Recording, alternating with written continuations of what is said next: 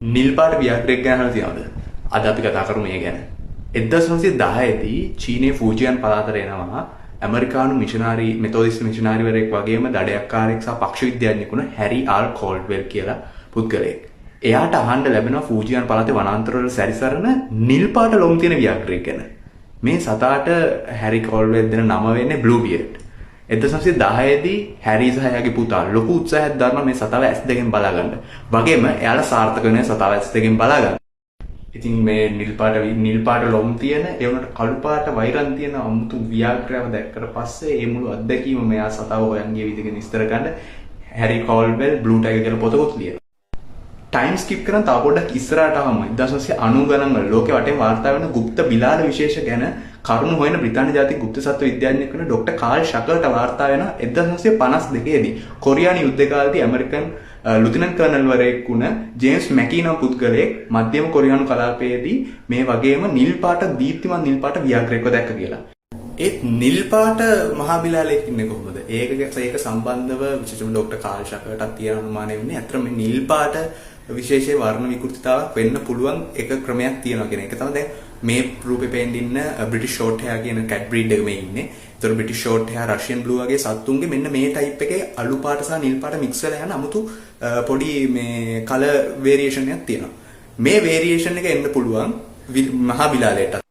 විශේෂයෙන්ම බිලාලේගේ ලොම් වල වර්ණ සංකලනයේ තීරණය වෙන විශේෂ ජාන කිහිපයක් තියෙනවා. ඔය කොටින්ට එනකොට කොටියෙක්ව කළු කොටියෙක් කරන ASIP ජීන් එක එහෙම නැත්නම් අකුටි සිග්නලින් ප්‍රෝටීන් ජීන් එකේ නන්නගුටි ඇලීල් එක නන්නගුටි ඇලීලය සහ ඩෙන්ස් පිග්මන්ටේෂන් ජානයේ ඩයිලෝට් ඇලීලය ඔය දෙකේ සම්මිශ්‍රණයක් හේතුවෙන් එක්තරා විදිහකට ඔය අලු සහ නිල් අතර දෝලණය වෙන විදිහේ 아무තු කලර් වේරියේෂන් එකක් එන්න පුළුවන් ව්‍යාග්‍රයට. හැබැයි ප්‍රශ්නේ වෙන්නේ එහෙම දීප්තිමත් නිල් පාටක් එන්න විදිහක් තියනවාද කියලා අපිට අවබෝධයක්වත් නැහැ. සහ එහෙම වර්ණ මොකක් හරි මේකක් ඇවිල්ලා ওই විදිහේ ජාන සංකලනයක් ඇවිල්ලා අලු නිල් පාට විදිහේ සතෙක් හැදුනත් උගේ අච්චර දීප් ප්‍රබල කළු පාට වෛරම් තියෙන විදිහකුත් නැහැ.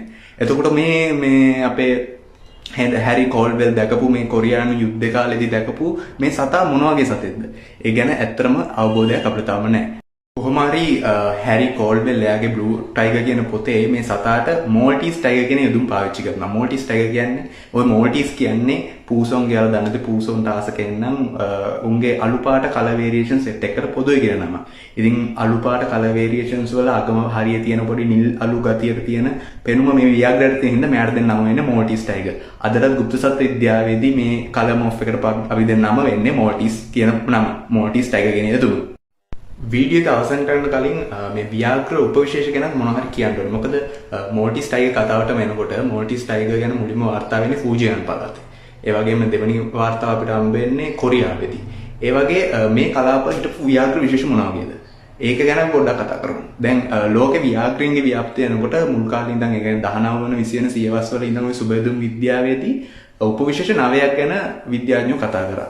අපි දන්නවා බෙන්ගාල ව්‍යාග්‍රය, මලයානු ව්‍යාග්‍රය, ඉන්දු චීන ව්‍යාග්‍රය, දකුණු චීන ව්‍යාග්‍රය, කැස්පියන් ව්‍යාග්‍රය, බාලි සුමාත්‍රා වගේ බාලි සුමාත්‍රා සහ ජාවා වගේ උපවිශේෂ 9ක් ගැන විද්‍යාඥයෝ විශ්වාස කරා. හැබැයි පසු කාලෙම සුබදුම් විද්‍යාවේ ජාන විද්‍යාත්මක පරීක්ෂණ එනකොට අද අපි විශ්වාස කරන්නේ විශේෂයෙන් ඉන්නේ ව්‍යාග්‍ර උපවිශේෂ දෙකයි කියලා. මහද්වීප ව්‍යාග්‍රය සහ සුන්ඩා ව්‍යාග්‍රය කියලා. එතකොට දැන් අපේ මේ මෝල්ටිස් ටයිගර්ගේ පැත්තට එනකොට ෆූජියන් පළාතේ හිටියේ දකුණු චීන ව්‍යාග්‍රය. හැබැයි කොරියානු වර්ධද්වීපයේ හිටියේ සයිබීරියානු ව්‍යාග්‍රය. දැන් ඒතකොට අපි මේ කතා කරන කලර් මොෆ් එක තිබ්බේ දකුණු චීන ව්‍යාග්‍රයන් සහ සයිබීරියානු ව්‍යාග්‍රයන් අතර විතරද කියලා අනුමානයක් අපිට කරන්න පුළුවන්. හැබැයි අපිට කිසිම සාක්ෂියක් නැහැ කොප්පු කරන්න හෝ ඇත්තටම මේ වගේ කලර් මොෆ් එකක් තියනවාද කියලා කියන්න. මොකද අද වෙනකොට දකුණු චීන ව්‍යාග්‍රය තාම චීනයේ හිටියත් කොරියානු අර්ධද්වීපයේ අපිට ව්‍යාග්‍රය හම්බෙන්නේ නැහැ. මොකද 20 වෙනි සියවසේදී කොරියාව හිටපු අන්තිම ව්‍යාග්‍රය ඔක්කොම සමුල ගන්නට ලක් වෙනවා. කොහොම හරි ඔය වගේ গুপ্ত සත්ත්ව විද්‍යාවේ විශේෂ බිලාල සත්තු ගැන ඔයාලට වැඩිදුර මොනවා හරි කියවන්න ආසයි නම් මම ඔයාලට රෙකමෙන්ඩ් කරනවා Mystery Cats of the World සහ Mystery Cats of the World Revisited දෙකම ડોක්ටර් කාල් ෂකල් ලියපු පොත් දෙයක්. ඒ දෙක මම ඔයාලට රෙකමෙන්ඩ් කරනවා. ඒකත් එක්ක වීඩියෝ එක ඉවර කරමු. බයි.